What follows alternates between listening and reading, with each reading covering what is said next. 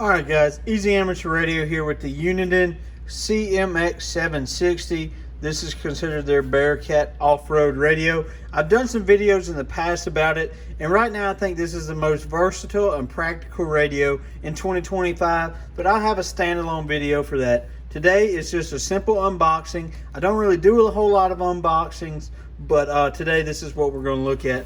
So it comes in a nice little box. It's actually a pretty small box, somewhere around, I'd say about 10 inches or so, long, about 8 inches tall, 7.5, give or take. We'll flip it up. In the past, I've experienced these very nice packaging and stuff like that. So we'll check this out. This is just your SEC part ID. This is basically what's considered your license in the CB service. Just like an amateur radio license, you have rules and regulations to follow by. CB radio, you do too. It's a voluntary license, meaning you just purchase it. This is pretty much all the rules and regulations it talks about. Most people throw that out. Right here we have the manual. Nobody reads the manual. Just kidding. Pretty good manual. I've actually skimmed through it before. It tells you everything you need to know, several different languages, written pretty well. And this is a menu-driven radio, so that helps out a lot. So you can see a very compact design. Everything's kind of packaged up nice and neat. This one is brand new. This is the first brand new CMX 760 that I've purchased. So we'll start right here with the power cable. I say this is 14 gauge, kind of small wire, maybe 12 gauge, 14 or 16 gauge wire for sure.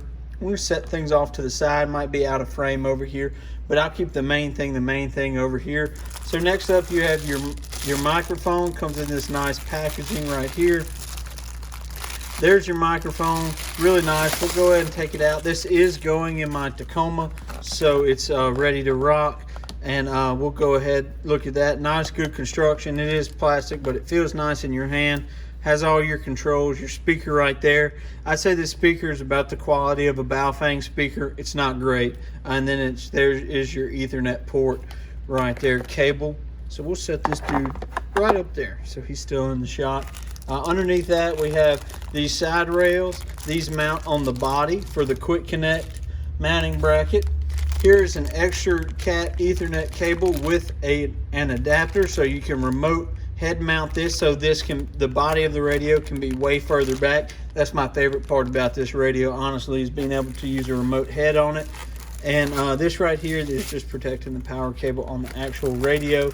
This is the quick connect mounting bracket. I'll take it out and maybe we'll demonstrate it in another video, but it slides right down in here, and these brackets right here have locks on them, and then you squeeze the sides if you need to pull the radio out or something pretty quick. I'm a big fan of that quick disconnect. If you're familiar with the Yaesu FT100 series, FT6000, something like that, that's very similar to their design. A little nod to Uniden. This thing comes with mounting brackets and things like that. There is a major big three amateur radio company who doesn't even include that. Here's all your mounting hardware for everything that you need right here. This is going to be your mounting clip to mount the back of the radio on the dash or something like that. It does come in two pieces. I've never used the back piece, which is this piece, but I always just use the front piece. Pretty handy. And now for the important part, we'll get down in here to the radio. If I had to repack this up, I would never be able to get it right. They package it very good. So this mounting bracket is plastic. You can see it kind of gives a little. Here's the metal mounting bracket. If you want to mount it that way without the quick disconnect. I don't ever use this one. I just really like this plastic one. But there you go. So this radio actually comes with two mounting brackets, unlike in a competitor in the amateur radio market space with their mobile radios. You don't get that, so shame on you. And you can ask Big Jim over at FEP Labs Radio which brand that is. He has plenty of griefs about that. And then here's the radio. Boom, that's it. Look how tiny that is. That is extremely small, and I think it could go a little bit smaller, maybe make this a little bit bigger and just get it all in the hand mic. But we'll go ahead and set that down. Look how tiny that is.